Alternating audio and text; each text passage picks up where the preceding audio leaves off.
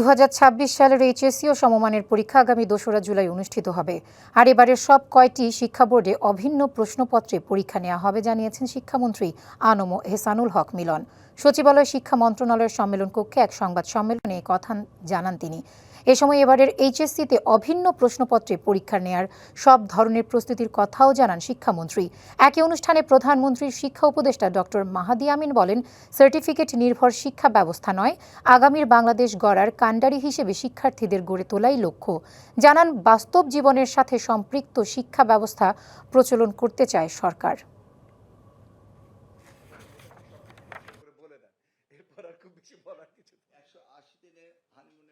বৈচিত্র্যপূর্ণ একটা শিক্ষা ব্যবস্থা তৈরি করতে চাই, যেখানে সবার যে ডাক্তার ইঞ্জিনিয়ার হতে হবে, সবাইকে উচ্চশিক্ষায় যেতে হবে, বিষয়টা তা না।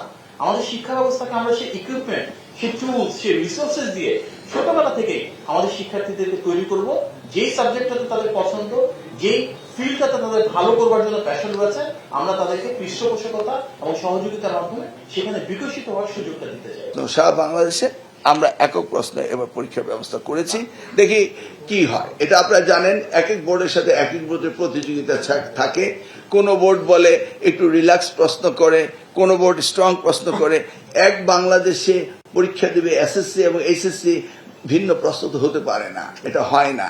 আপনি ও লেভেল এ লেভেলে এক দেশ থেকে আরেক দেশে প্রশ্ন তো ভিন্ন হয় না। সেই জন্য আমরা এটা করেছি, ভালোর জন্যই করেছি।